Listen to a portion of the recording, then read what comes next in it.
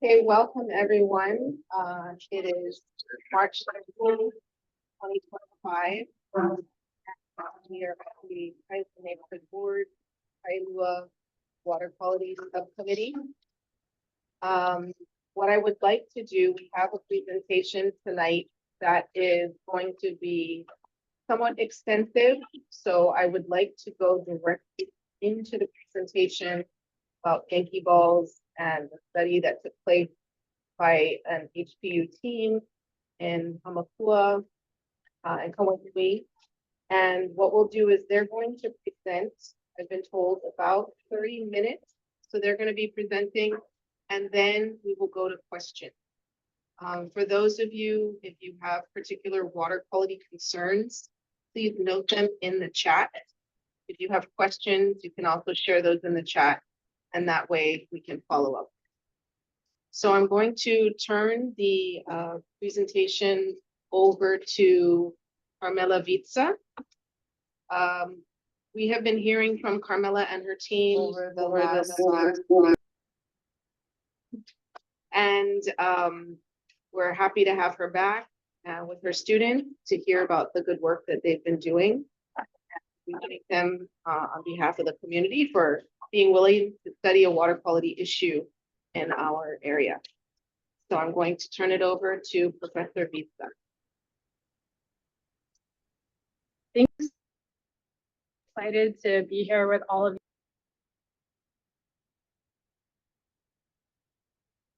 We'll work with mine. Okay, go ahead. Can online hear us? Okay, great. So today we're going to follow up with you about the results of a Genki ball experiment that was done in Hamakua. And so I just want to quickly introduce you to our team. Dr. Nigro is here with me right now. She is a microbial ecologist. And Justin Todd is a master's student of hers that's going to be presenting today. But we also wanted to acknowledge Anuj Pawar, Zania Barnes, and Sharice Spotcalf for their contributions to the project. And in my lab, Lanya Konyu is with me today here. And we also wanted to acknowledge the key contributions of Emily Andrus and Maddie Howe. We also want to thank Aaron Works from DNLR DOFA. And I want to tell you a little bit about the origin of this project. So originally, Lanya and I were doing a little bit of invertebrate research in Hamakua. And that's how we got to know Aaron. And Aaron emailed me and said, hey, we have this opportunity to do a Genki ball experiment. And honestly, I hadn't heard about Genki balls until talking with Olivia. And so Olivia did her PhD and some of her postdoc work in the Ala. And so it really was just this great opportunity for us to join forces and work on this experiment together.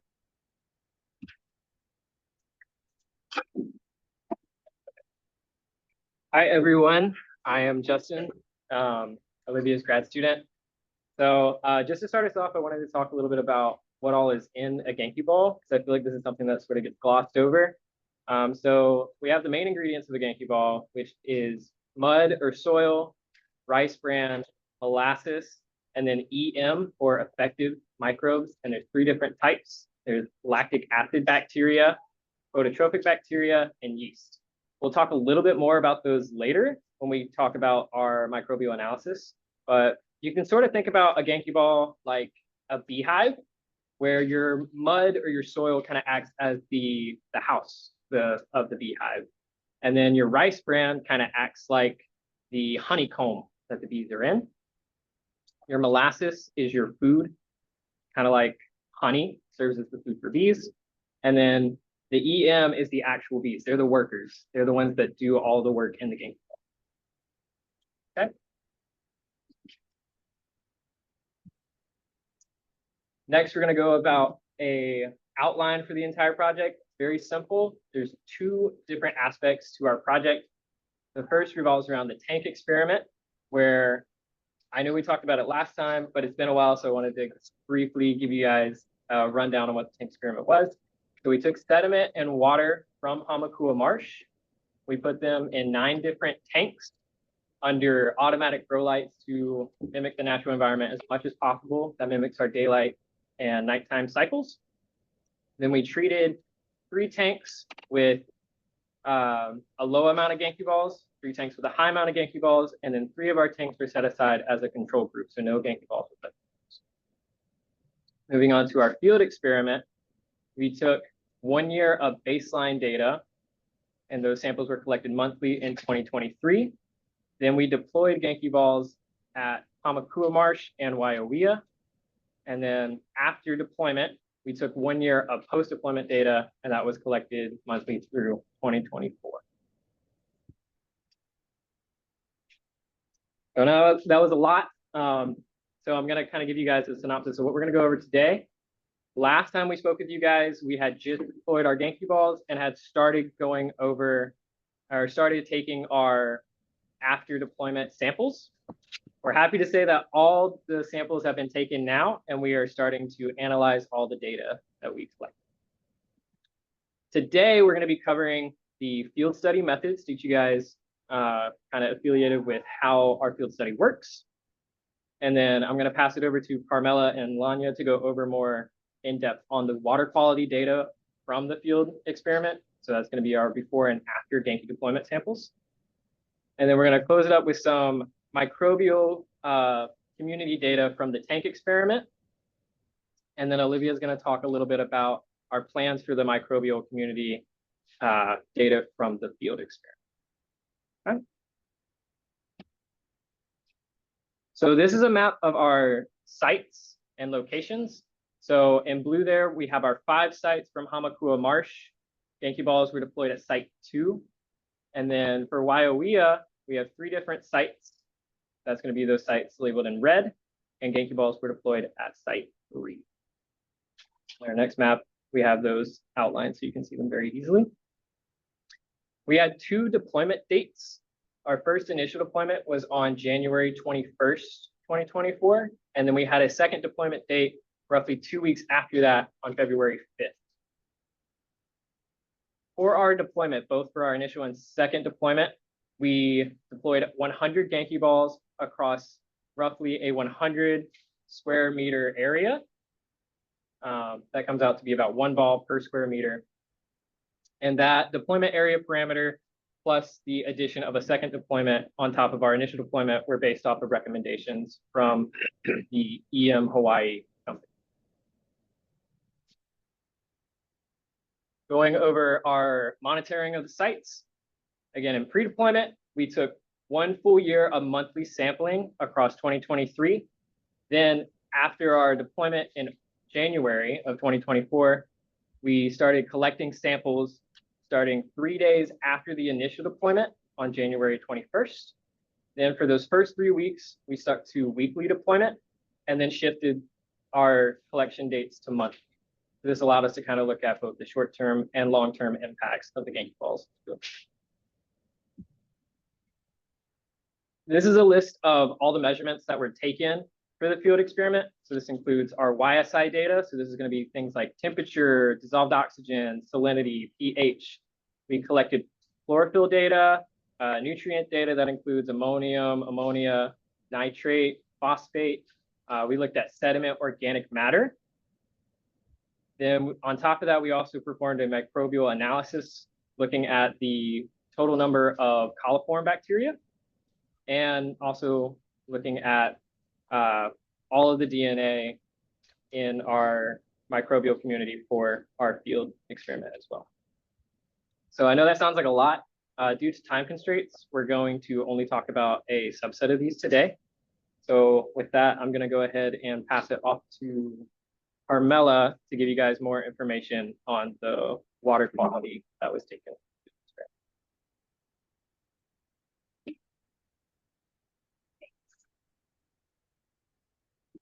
Thanks, Justin. So one thing I wanted to talk about before we get into this is a little bit more about our design. It's called a BACI design. That stands for before, after, control, impact. And so that's the design that's commonly used in ecology and environmental impact analysis. And so I wanted to show you a couple of the potential results that could occur and what that would look like before we get into our actual data. So if you can imagine on the y-axis of this plot here, you have some kind of water quality indicator, right? And then we have before data and we have an after time point. So we have the purple circles that are hollow, those are the control, and then the blue are the impact. And so essentially what you see here is that there's no change over time and that the control and the impact really aren't different from each other. So in that case, we'd say there's no temporal change, there's no impact. We could also have this second scenario though, where you have essentially both the control and impact decreasing maybe over time, could be an increase as well, but there's a temporal change there, but it doesn't vary across the control or impact. And so we would say there, that's temporal change, but that's no impact. So then here's another scenario where you have the control here that doesn't change before and after the intervention. But what happens is there is an impact because the impacted site changes after the intervention. And so we call that an impact. So another alternative could be that the control actually changes over time, but the impacted site changes over time too, but completely differently. And in that case, we would say there's temporal change, right, in the control, but there is an impact, right, because the impacted site is behaving differently. And so we think this is a really powerful design to try to make sure that we're not conflating anything that would due to temporal change or anything else. So now I'm going to turn this over to Lanya to tell you more about our environmental data. Thank you, Carmella. So the first water quality indicator that I want to talk about is dissolved oxygen. Why dissolved oxygen matters? Dissolved oxygen represents the amount of oxygen available in water, which are essential for aquatic life. Low dissolved oxygen level indicates poor water quality, which can lead to stress, suffocation, or even death for these aquatic creatures. Hawaii Department of Health water quality standards requires at least 75% dissolved oxygen saturation. Okay. So here, let's see our graph. On the x-axis, it will show the sample date, and on the y-axis, show dissolved oxygen in percent. The blue circles here represent Hamakua control site. You can see the temporal change throughout the 2 years of samples. We do not expect any change from Genki ball here because they did not receive any Genki ball. The error bar represents the standard deviation of the 4 control sites of Hamakua. As I mentioned earlier, the Department of Health require at least 75% DO saturation. We'll see here, like throughout the 2 years of study, there's only one sample date that meets the requirements. This indicates that Hamakua water quality is poor in terms of dissolved oxygens. Here's the first line show when the Genki ball was introduced, first in January and the second one in February 2024. And here is the Hamakua impact site where it's received Genki ball. You can see the temporal change, but they're not different from the control. The dissolved oxygen did not improve after the Genki ball deployments. And later on, we decided to add another location at Wailea. So you can see at the control site of Wailea, it mimicked the temporal change of those in Hamakua, but the average of dissolved oxygen is lower. And the impact site where it received the Genki ball, it didn't show the difference of the dissolved oxygens from Genki ball deployments.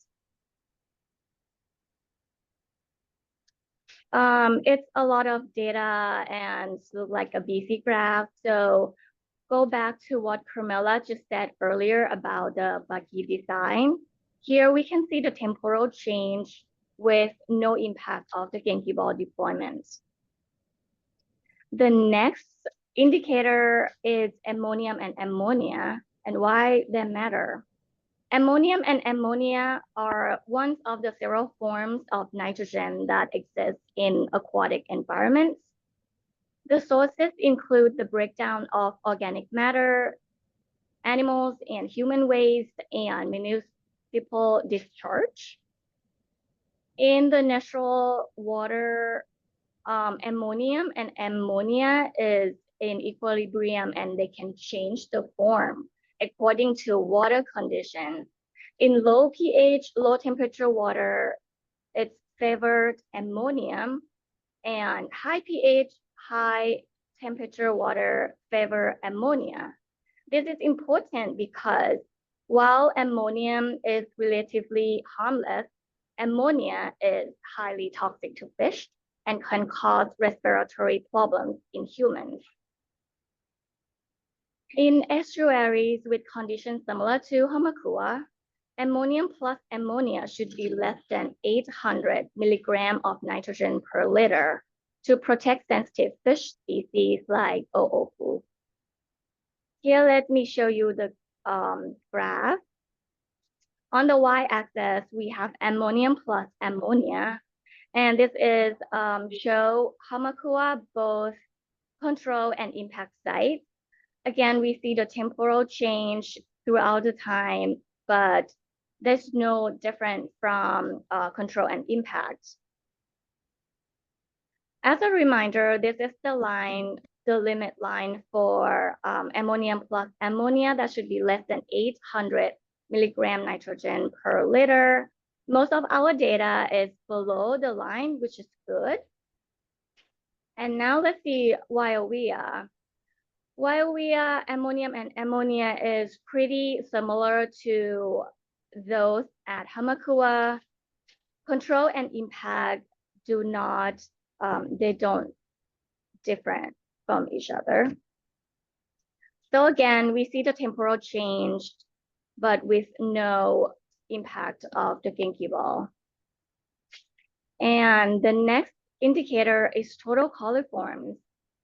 Total coliforms, which is E. coli plus other coliforms, are an indicator of fecal contamination. According to the US EPA, for the recreational waters, the single sample limit of total coliform is 10,000 colony forming units per 100 milliliter of water, and the mean limit is 1,000.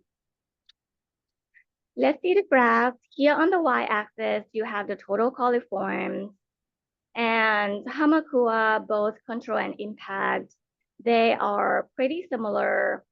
They show temporal change. Again, they didn't show any improvement of total coliform. And here is the EPA limit, the mean limit line.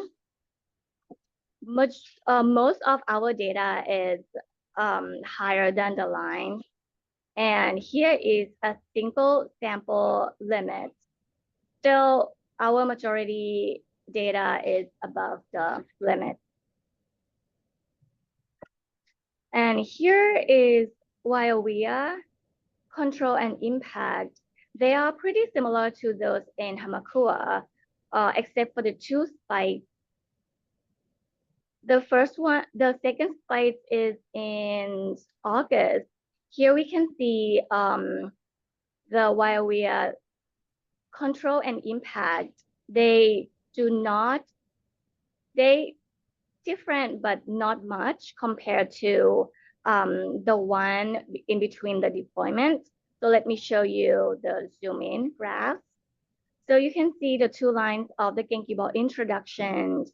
Right after the first introduction, the Wailea impact site where it gets Genki ball spike up for the total coliform.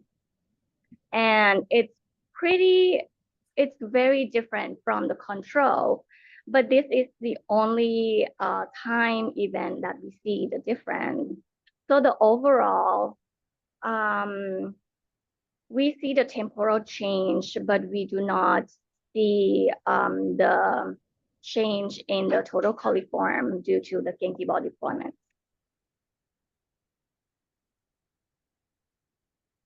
Oh, these are just the 3 graphs that we picked to show you today. We measure many more of water quality indicators. Genki balls have no significant impact on any of them, though precipitation event often decrease water quality. As a reminder, we measure water temperature, salinity, pH, dissolved oxygens. We also measure ORP, the oxidation reduction potential, that can indicate the smelly and aerobic processes. We measure chlorophyll A, which are primary productivity and related to algal blooms. We measure nutrients besides ammonium and ammonia that I show you. We also measure nitrates and phosphates. And besides total coliforms, we also measure the E. coli abundance by itself. We also measure the sediment organic matter. And this is important indicator because the Genki ball supposed to digest the sludge and reduce the sludge depth over time, but we couldn't find the effective scientific method to measure the sludge depth. So instead, we study the sediment organic matter using the ash-free dry mass to measure the organic matter. And the result is that there is no difference in organic matter due to the Genki ball.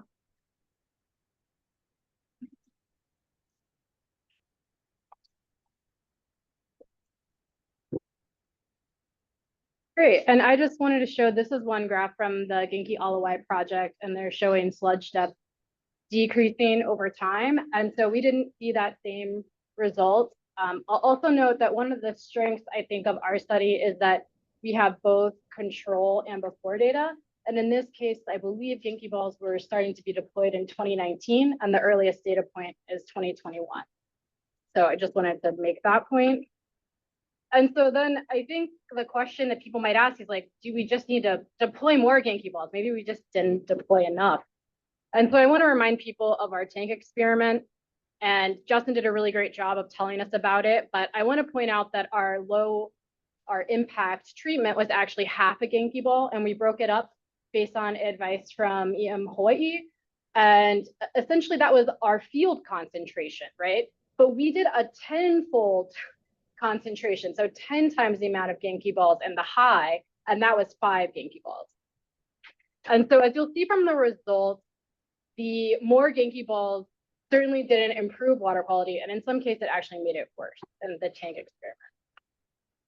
So here's the dissolved oxygen, right? Lanya was talking to you about that earlier. This is just the control data.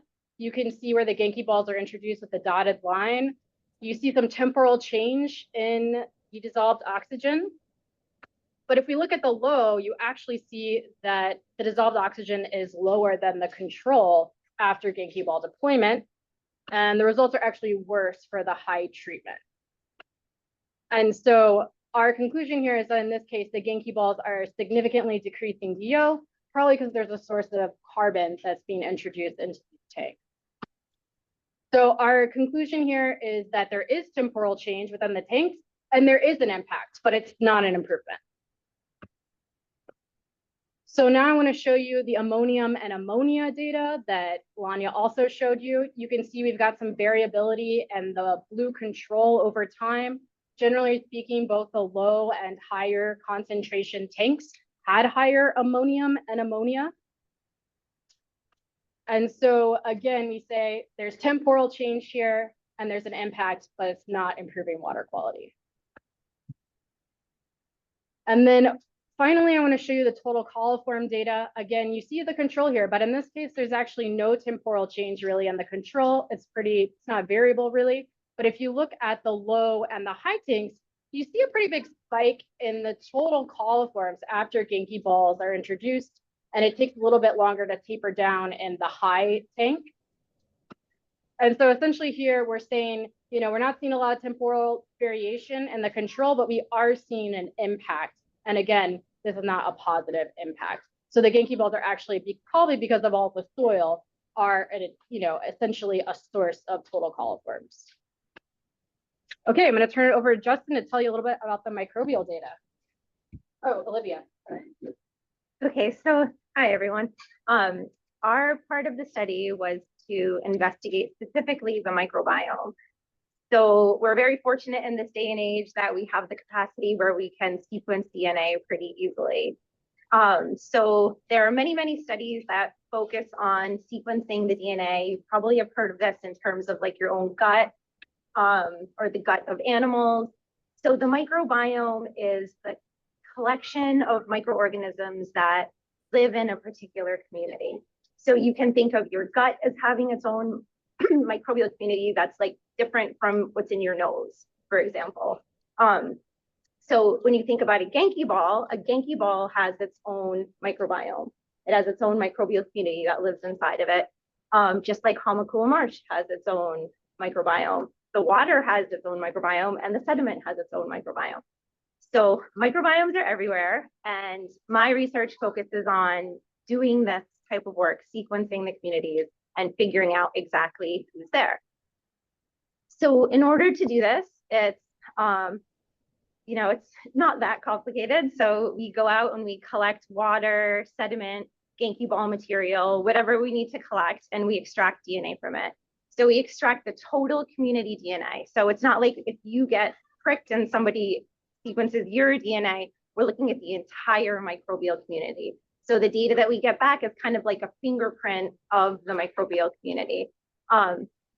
So we, simultaneous to all of the measurements that were being made, we collected water samples and we sequenced. We also sequenced simultaneous to the tank experiments. And we even sequenced individually a Genki ball to see what our source material was. And we use the 16S gene, and we use this to make our DNA fingerprint. So today we're going to tell you about the tank experiment. We're not finished analyzing the field experiment. This data tends to be a lot of work. And so we're still working through the field data, but we're going to share the tank data with you today. And this is Justin's work for his master's thesis. Okay, so I told you guys earlier, we talk a little bit more about what the effective microbes are. Again, there's those 3 different groups. We have our lactic acid bacteria, our phototrophic bacteria, and our yeast. Kind of going through these, for our lactic acid bacteria, it has the ability to ferment carbohydrates into lactic acid. It doesn't technically eat sludge, but it ferments it. So it's able to turn the carbon or the carbohydrates into lactic acid. So this could possibly lower the pH and inactivate pathogens, but from what we saw in the tank experiment, it didn't limit E. coli, and we haven't seen this in any of our plots that we've made using our sequencing data. For our phototrophic bacteria, we're looking at the Rhodopseudomonas species, so a particular group of bacteria.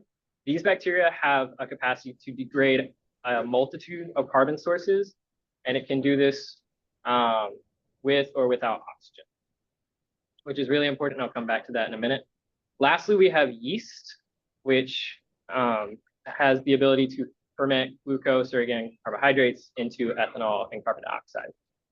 So the big thing with these 3 to note is that typically when you have an environment with very low oxygen conditions or no oxygen, like we see typically in sediment and marshlands, your bacteria are going to perform a metabolic pathway that produces hydrogen sulfide, which is what has that rotten egg smell, and that's why it smells around a marsh. For our phototrophic bacteria, it has the ability to degrade carbon sources without producing hydrogen sulfide. Our lactic acid bacteria and our yeasts are both fermenters. So instead of producing that hydrogen sulfide gas, they're going to produce things like ethanol. Because it's fermenting, it's not breaking it down using an anaerobic pathway. Okay. This takes us into our plots looking at what all is in a Genki ball. So the first step here, we wanted to see what groups of bacteria are most common in a Genki ball. So we see here on our y-axis, we have relative abundance. So this is the percent of the percent of bacteria was found in our Genki ball. So we have 3 different Genki balls that we sequenced. And these are the top 10 groups of bacteria that's found in those Genki balls. So you'll see here that it says we have different colors for different genus or genera of bacteria.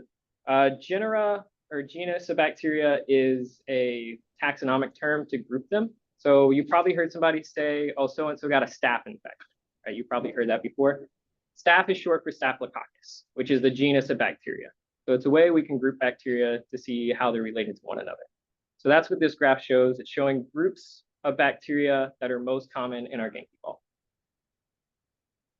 The next step was to look at, okay, well, we know what's in a Genki ball. How much of this bacteria that we're seeing is EM bacteria, which again are those 3 different types that we just went over. So these are plots of our same 3 Genki balls, the relative abundance of our EM bacteria, which is going to be in red, and our bacteria that's non-EM. So this is bacteria that's related to the Genki ball. It's found in the Genki ball, but it's not necessarily EM bacteria. So this is mostly soil bacteria, since your Genki ball is mostly made up of soil. So as you can see here, the Genki ball itself has very little EM inside of it, according to our sequencing data.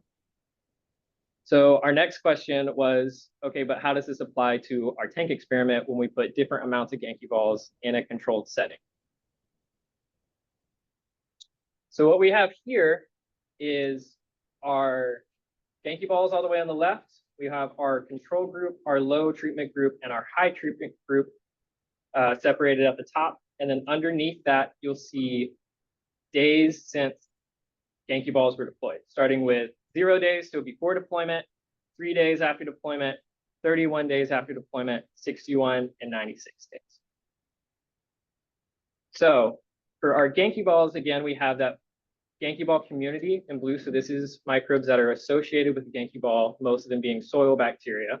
We have our EM bacteria in red.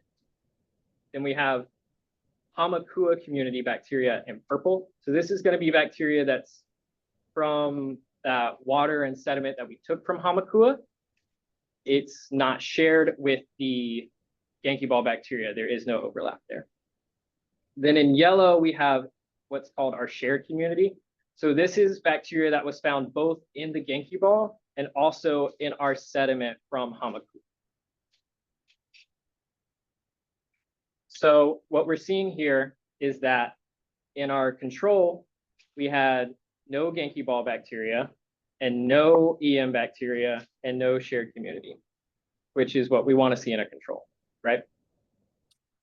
For both our low and our high treatment groups, we saw a spike in the low treatment group for Genki ball bacteria 3 days after deployment, but by 31 days or after about a month, most of that Genki ball bacteria was gone. For our high treatment, we see it's a little bit more diverse in where the peak is for our replicates, but we still see some of our Genki ball community towards our 31 days after deployment, 61 and 96. However, there is no EM bacteria in either the low or the high treatment groups. So none of the EM that was in the Genki balls was found in any of our tanks after we deployed the Genki balls in. It should be noted that in yellow for our, especially in our high treatment tanks, we see a spike in our shared community. However, we can't determine whether this bacteria came from the Genki ball or was already in the sediment that we took from Hamakua and just grew due to changing the environment. So as the dissolved oxygen went down, that specific bacteria might have just become overly abundant and outcompeted others in those conditions. So that covers all of our sediment samples from our tank experiment. Moving on to our water samples from our tank experiment, we see very similar results. There's no EM bacteria at all in either of our treatment tanks. And our Genki ball bacteria, again, this is bacteria that's introduced by the Genki ball in blue. You see in our low treatment, there's a spike of bacteria 3 days after deployment. And then by 1 month, we're not really seeing any Genki ball bacteria at all. And then in our high treatment group, again, we see that same spike 3 days after. We see a little bit after about a month, and then it slowly tapers off to where we're not finding any at all by our 3 months after deployment. So this is likely because it takes a little while for the Genki ball to actually settle down to the sediment. So we're seeing that the Genki bacteria doesn't stay in the water column very long. But just like our last graph said, there's no EM in the water or the sediment through any of our time points in any of our tanks. And the Genki ball bacteria that originate from the Genki ball that was put into the tanks is also slowly tapering off, roughly either by 1 month time period in the water and 3 month time period in the sediment. So now I'm going to pass it over to Olivia to talk a little bit more about our thoughts for the field experiment and how we're going to analyze that. Okay, so this is just a wrap up and to tell you what's coming next. So we have finished about half of our analysis on the samples from that 2-year period. Justin needs to finish up the rest for his master's thesis. Our next steps are to finish sequencing, finish analyzing the data, and publish.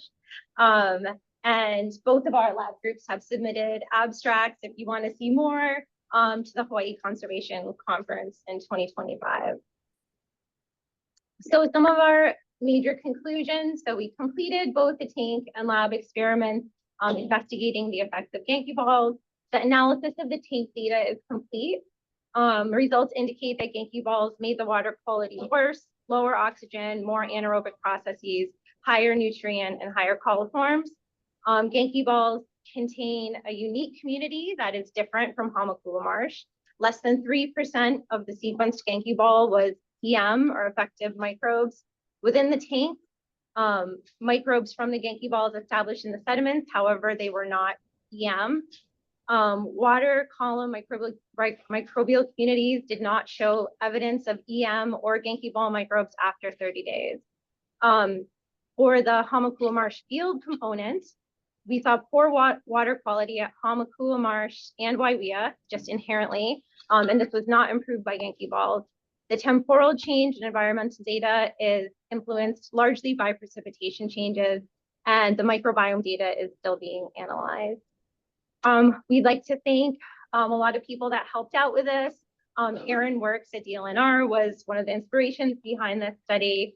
We've had multiple students over the years that have come, this has been a multi-year study, so we've had students that have come and graduated, and we're so grateful to them. We've taken our classes out to the marsh to collect some of these samples, which has been a wonderful experience for both of us. We have several collaborators and several community advisors that have been instrumental in kind of getting us information. Derek Estabel, Hugo, and then Linda and Bob Burke. I don't know if they're here online, but thank you so much for all of the advice over this time period. And then of course, Lavani for, always being our cheerleader. And that's it. Yeah, that's it. Thank you. Well, Gary, I'll get to you in just a minute. Thank you so much. Let's give a round of applause.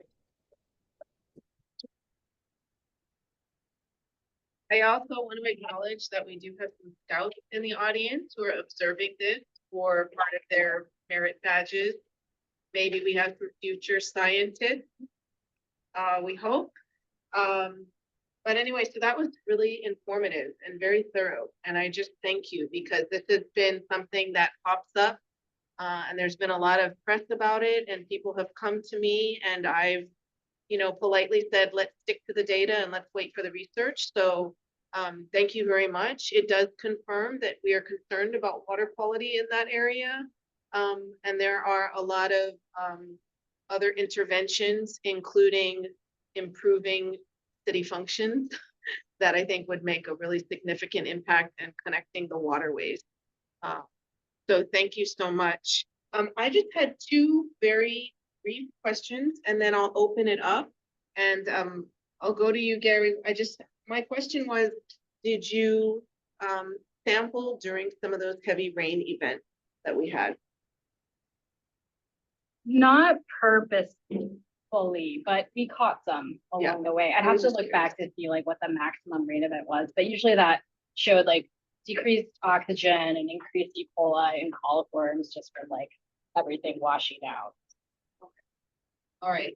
I am going to go to Gary as he's a committee member and also Katie or Kellyanne if you have questions. I'll go ahead, Gary. I have a few questions. I'll start with, did you compare the data that you received here with the data from the Alawai? And did you see any alarming differences between the two? So we don't, the data from the Alawai is not generally publicly available in like a table format. So we're not able to directly compare. Additionally, we measured a lot of different parameters than was done in the Alawai work. The Alawai work, I think, is largely done by schools and student groups that maybe don't have access to like sequencing resources and definitely, are using sludge depth instead of the organic matter measure and probably aren't capable of measuring some of the chemicals. Yeah, I think that a lot of our study took a lot of effort of doing things in the lab and in the field and took like college classes and analytical facilities. And so I think our data set is just more extensive. And I would say what is available on the Genki website right now is enterococci numbers and then also the sludge depth. I have one question. Sorry, Gary, to interrupt. I think this is important. The Genki ball itself, was it made of soil from Hamakua or was it a pre-made Genki ball with soil from somewhere else? Pre-made. Okay. Not from Hamakua. Was it the same soil makeup as No, the Alawai one? we don't know. purchased the Genki balls. Oh, okay. Yeah. Okay, We did them. Gary, if you can ask maybe another We tried to question. do it very like if you were doing it, Yeah. right? Like we just purchased them. So the Alawai though, was that, I thought that was like student made. A lot of those were like community made or. I think you guys, Yeah. Some Does it, materials they make from cup. Yeah. Or from, yeah, it's like a kit and then I think you assemble it oh, on okay. site. but assembling them from the actual soil in Hamakua, that's an interesting idea. I don't know if it would make any difference. Probably not. But Yeah, I guess that's like the obvious question because you're You can introducing. speak up so that people- But sorry, I was just gonna say, like, I think that's like the concern that I would have with the experiment. I mean, I understand why you did it and I like respect it so much from a scientific standpoint, but from a community standpoint, it's like, well, if the bacteria, the soil bacteria is impacting, the water quality because this is outside, soil bacteria, that if we could have local soil bacteria or soil bacteria from like a healthier stream community that's in like the same watershed, maybe, something like that. That would be kind of an interesting. It's an interesting Would that idea, be, but or do you either think- way, since we didn't see any EM, which is actually the Yeah. waters, that's what's Yeah, supposed to fix the problem. yeah, Since we didn't see that in any of our tanks, any of those bacteria. Yeah, so don't regardless, yeah. grow, then it's unlikely that changing the soil that is kind of providing the home to those bacteria is gonna change any of our results. I agree with Justin. The thing I will say though is it would influence like how much nutrients were being introduced, for example, wherever the soil came from. So there would be variability there. Absolutely. Right. And then there's with the Genki balls, if they are made by community members, there's also Yeah. like hand hand bacteria. So we did the second highest group we saw was enterococci, which may have been introduced from people making the Genki balls. Okay. Gary, one other question from you, and then I need to go to the audience who's here in the room. Okay, I actually have two more. Concise. Who made, were all Genki balls equal? In other words, were they measured very carefully? Was the same amount of ME put in each one of them, EM put in each one of them? Who did the actual making of the Genki balls? So we purchased them from the company that makes them. We put it in order and they were brought to us. And so, yeah. So there was no control on, no scientific control on the Genki balls themselves that you did. Well, I mean, we just tried to take it from the perspective of if we were to hire the Genki ball company to bring Genki balls to Hamakua, this is what we would receive. I see. Then the last question I have is, if you were to do an executive summary right now, that, you know, all this information you just gave us, what would you sum this up in one paragraph? Genki, you know, to use Shakespeare, to be or not to be, Genki balls. So one of the reasons we did this study is because we haven't seen a lot of data, and we also know that environmental conditions can influence how effective something like this would be. So to, you know, some degree, our results are going to be applicable to Hamakua and some of its brackish conditions and everything like that. But what I would say is, like, in our experiment, you know, the Genki balls did not influence any of the water quality parameters in the field. And we saw very little of the microbes in the tank experiment that were supposed to be effective. And then also I'd say that it appears that there can be too much Genki balls, especially in like a tank or a more stagnant situation. And that can also decrease water quality. So just have to be careful about like what is being conducted. But we definitely would welcome more research. Thank you. Okay, let's go to someone here who's present. Any questions, audience? I'm gonna go to David first. Go ahead, David. If it's not the Genki balls, is there something else that stand out as issues that we should be addressing about the water quality?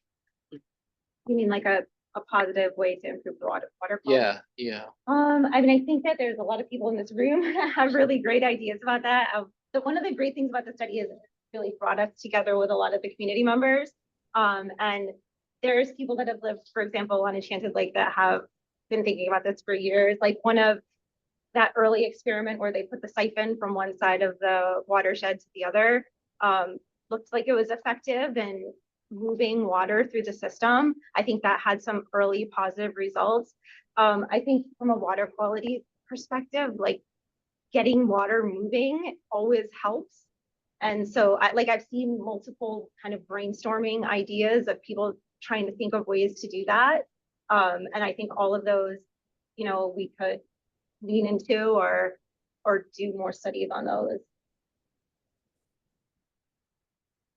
But the flow of water through the whole system. Yeah, so Derek knows speed a lot that- about that. I keep looking at Speed Derek. that up and that'll make a big difference. So it's the water that used to be connected and now it's separated by the wall, right? So we have we have a fractured watershed, one on each side of the wall at that dead end that restrict flow. So that's why we get like on the, I call it the Buzz's Steakhouse side, but there's a better name for it, where we get piled up sediment there because that water no longer flows through. Whereas previous to it being, to that watershed being stopped, there was flow through. So that like some of the problem, like the purpose of the wall and separating it was to allow Coconut Grove to exist, right? But to stop all the flooding, but it caused other problems within the watershed. So now, I mean, we're moving through a time where we can look at things a lot more carefully. Like we can, we can sequence the community pretty easily and do all these different things. And so I think, now is the time where we could rethink how things were done in the past. And something like leptospirosis would not be an indicator or a metric that you would be tracking in your testing? Well, actually, Carmella is looking at leptospirosis, but it's not an indicator of fecal contamination. It's a pathogen that has its own environmental conditions that support its growth. So it's somewhat independent of other water quality markers. And I don't think it's completely well understood. I don't know if I'm wrong. No, I think we're still trying to learn more about the environmental conditions that influence like the survival of Leptospira. Usually it's coming right from the urine of infected mammals, and then that gets in the soil and washes the system after heavy rainfall. But to be honest, we did a bunch of sampling in Hamakua and we didn't detect any Leptospira at the time that we sampled. That doesn't mean that it's not there. It is hard to detect as well, and it's sometimes in lower abundance. But yeah, I mean, I think Olivia is also looking at Vibrio fulnificus and a news share as well. So I think there's some pathogen work in the area being conducted. That is another presentation that we're gonna ask you to definitely follow up. Yes, Chair Hicks, go ahead. Okay. Please so, speak loudly because you're far from the speaker. in really simple terms, I think this scientific data shows that Genki balls had nil impact in Hamakua, and the little impact was negative. On the other hand, there are many reports of beneficial impact of Genki balls in aloi, breaking down sludge, reducing odor, and so on. So to be generous, we might think that the aloi environment is different, definitely different from the Hamakua environment, and selective use of Genki balls matched to the environment makes a difference. That's being generous. And to be less generous, we would suspect that perhaps the scientific data on the aloi is not as thorough as it needs to be, and it needs more study there. Is this a reasonable takeaway?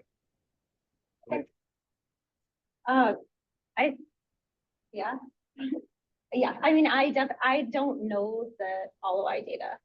So I've seen what's published online, but I've never seen the raw data. So I can't really speak about the aloi data.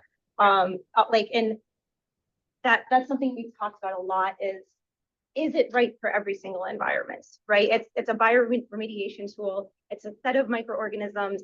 As I'm a microbial ecologist, so all I think about is what microbes want to live where, right? And so the idea that any microbe is going to be happy living in any environment is simply not true. So yes, the takeaway that different environments could be selecting for different microbes is totally valid. I cannot speak for the aloi data. All right, thank you. You and then you and then. Yes. It sounds like that's too bad, right? Does that mean the easy button, we just drop a bunch of Genki balls in our waterways and it's gonna clean everything is out? We have to start looking at the harder ways to clean. I think I heard him that maybe just getting a bunch of people together, throw Genki balls in water is not good work in Kailua. And we can maybe move on and start finding other ways. And maybe this study is really gonna help us think about how to make it better. Because now we have some really good background data. They might not have helped us with the Genki balls, but that's okay. A lot of work we did, really going to help us if we look for other solutions, real solutions that work in our water. And be able to compare. That's definitely something that we're really looking forward to getting our hands on. The entire field experiment microbiome data, because then we can see the seasonal differences due to rain and what kind of microbes are in the waterways based off of the season. You know, in February we see an influx of this bacteria, this kind of bacteria, outcompetes because temperatures are higher in the summer and drier conditions. So we're really excited to kind of get that data of this is what Hamakua looks like on a general basis. Like this is the bacteria that's in there. This is how it changes throughout the year. Yeah, in fact, I was gonna say that, I hope that this study has longevity so that you just keep building on your knowledge. And then there's all these other like research questions that you're having that other students, the next generation can come along and just help us get a more comprehensive understanding. So did you say your scout had a question? Okay, so scout's gonna have priority, and then I'm gonna go to you, sir. I don't know your name. Hero. Hero. Oh, hi, Hero. And then Doug, and then you, sir, Jeff. Okay, so Nina. And then Derek after. Here. Okay, yes, please say your name and then speak loudly so the people online can hear you. My name is Nina, and my question was, on average, like how much did a Genki ball kit or like a regular Genki ball cost? Okay. I think $5, right? Dollar balls. Okay, I think, is that what we pay, the deal in our paper? $3. Hero. Oh, hi, Hiro Nago, EM Hawaii. I'm the one that specifically made the Genki balls. I want to thank Professor Carmella and Vizza and her team a while to get this done. Proud of you guys to be able to present it, but we have to put things in perspective. So my question was, I didn't see the experimental data until later, but this is the tank that they have. You can see how much sludge there is, the amount of water. So I think the tank is not the best replicate of living organisms because in the natural environment, you can have wind, you can have oxygenating it. And then when you say a high amount and low amount, I wanted to have it more replicate to the Hamakua environment. So if you have sludge, it'll be like maybe under 6 feet of water, and there might be like this, but pretty much you got 50-50 sludge and water. And then you put 2 Genki balls or 4 Genki balls, this amount of sludge, it's not really going to do much impact. Okay, so that is one question I saw afterwards and I commented. And same thing for the field too. So you deploy the EM, you can see some microbial activity, yes, but if they're outcompeted by other microbes, they're not going to have enough microbes to show beneficial. Okay, and the other comment was the phototropic bacteria, the Rhodopseudomonas, actually breaks down hydrogen sulfide through photosynthesis and produce sugar and oxygen. So if you do have enough EM over time, you should have some oxygen as we see in other communities. So we already started with Salt Lake community and they've been deploying it, and we take actually third-party data. So we use ACOS Lab, and unfortunately it's not on our website, but we first started with the Department of Health Clean Water branch. So they were actually supportive of us doing the Olivia test because they're not doing internet testing. They only mandated to postal one. So we follow the Blue Water Task Force to monitor fecal bacteria out there. And last year, thanks to the Haneda project, we tossed over 100,000 Genki balls in the Olivia Canal. And if you look at the Department of Health Standard or Blue Water Task Force, 2024, we're actually close to 79%, 80% of meeting the 12 months fecal bacteria data at the Magic Kailua. So that's pretty significant. We also study Kapalama Canal. And so it depends on the community, right? But this is one data, and I like that. Whenever they got a DNA sequencing. So it's never been that only the EM microbes will do the It's an inoculant that works with other beneficial microbes. But if you're not setting up the design to show that, it can work, you can show it to not work either. So again, that's something I commented afterwards, and forgot what the other one was, but fecal bacteria, yes. And even Vibrio to be seen. That might be. But the thing is, it's already down in population, so whatever studies you do from now, I didn't make this kind of money. Can mute whoever's online. Just to follow up real quickly, Kellyanne, who's on this committee, wants to know, did HPU consider just using EM directly and not the Genki ball, like just the solution? I mean, you need the whole thing, right? But Yeah. she's asking, would that also be a treatment just to use the EM? Yeah, I mean, yeah, we did not do that, but that you could do that. That's something that we've also tossed around. Like, would it be more effective if you were try, like, if you wanted these microbes to clean a body of water, would it make more sense to just deploy a lot of them in a liquid form? Or yeah, but I mean, that's where we were just trying to directly address this question. Yep. But we are going to directly, on our next sequencing run, we're going to directly sequence the EM to see what exactly, because then we have like the EM, the Genki ball, we have like every step along in the process. So She is there. I can comment on that. Just Reason for very Genki balls, briefly, because I have like 3 other questions. reason for that I- Genki balls is, need a permit before liquid to open waterways, which we have all by canal. But Genki balls prove that was safe and that we don't need a permit to deploy Genki balls in polluted waterways. So long we do that before and after waterways. Carmella, and then Doug, and then you, sir, and. Thanks. I just wanted to address some of the things that Hiro said. We did directly ask about like how many Genki balls do you need per like, is it sediment area? Is it water volume? How much do you need? And that was never clear to me. So I'll just say that in terms of the tank experiment and there being sludge, that is sediment from the bottom of Hamakua. Yes, there's organic matter, but it's actually not like, it's maybe like 10% organic matter. So it's not a huge amount. It's not all sludge. So I just want to say that in response to the tank experiment. And I don't know if you want to say anything about Rhodostomonas or. I didn't know. I just also wanted to say that our low tank experiment. So we had a design area of 10 by 10 meters. That was where we deployed the Genki balls in Hamakua. So how we determined how much Genki ball we put in our low tank experiment, we scaled it to the surface area. So we said, okay, if this tank represents like 1 square, like the surface area of this tank represents 1 square in Hamakua Marsh, how much Genki ball would end up in that tank if we threw 100 Genki balls in this area? And so then we like weighed it out and put that little, it was like a tiny amount of Genki ball that we put in the low tank. And then in the high tank, we put more. So we tried to directly replicate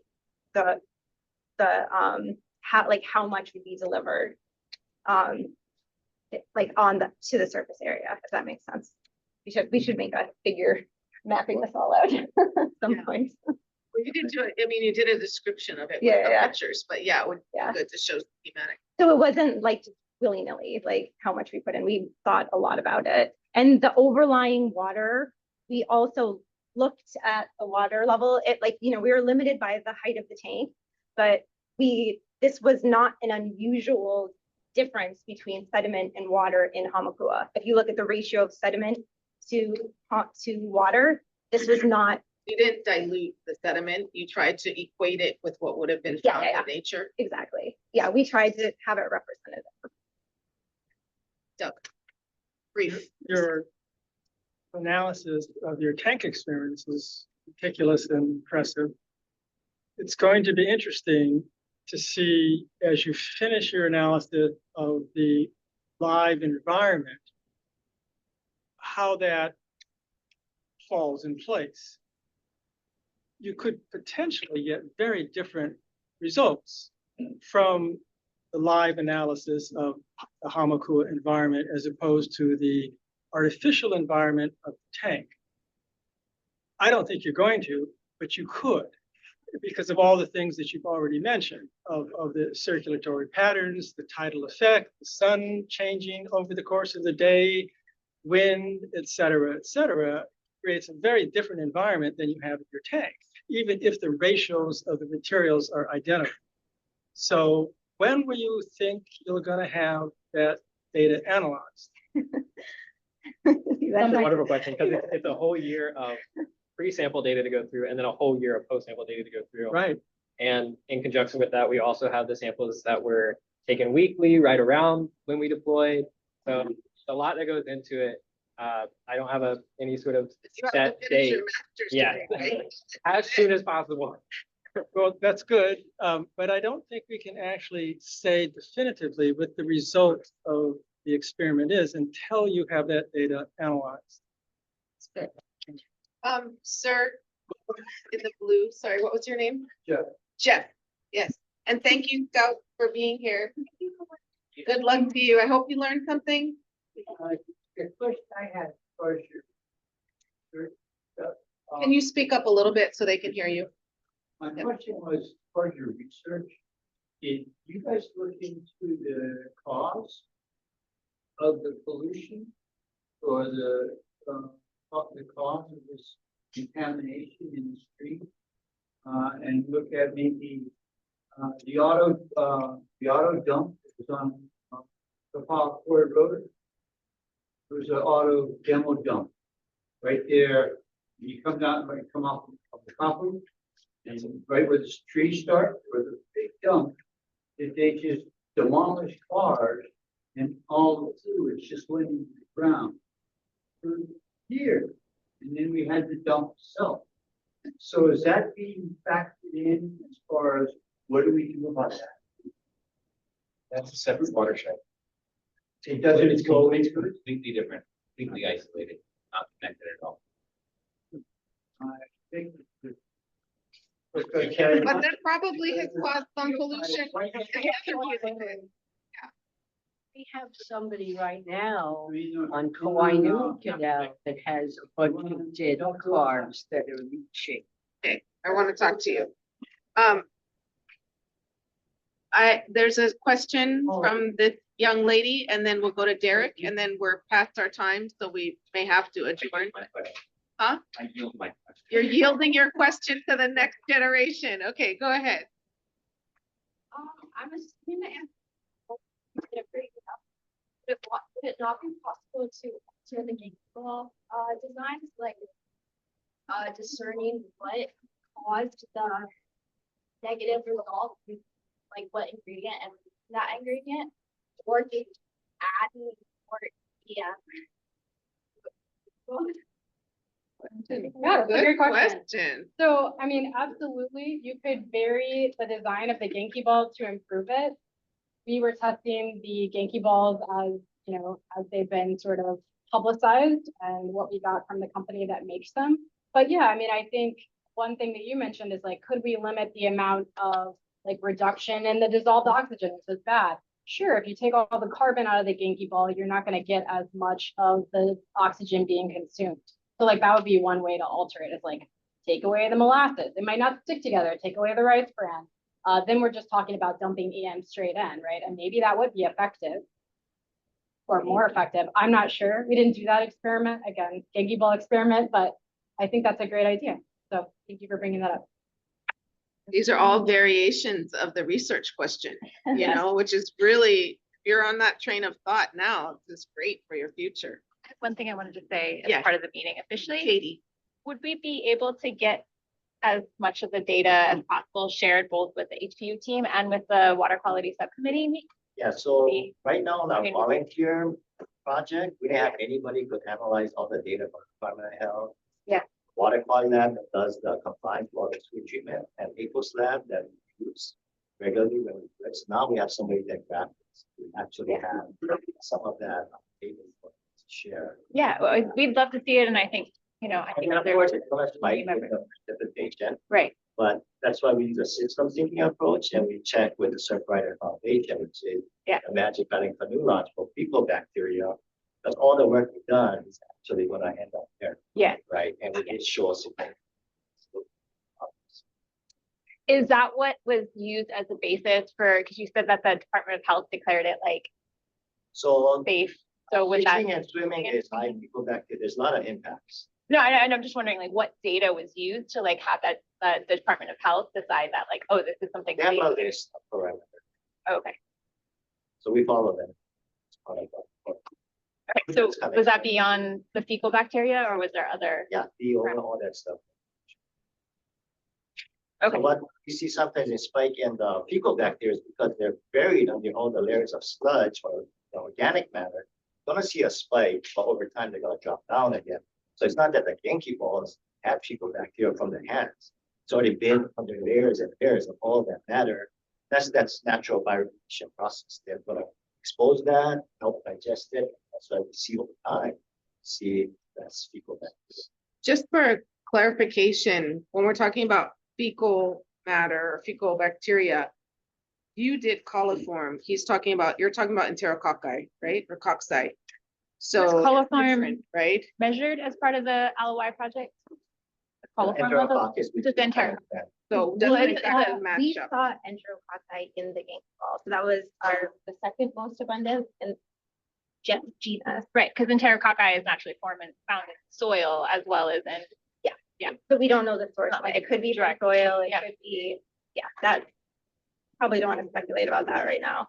Right.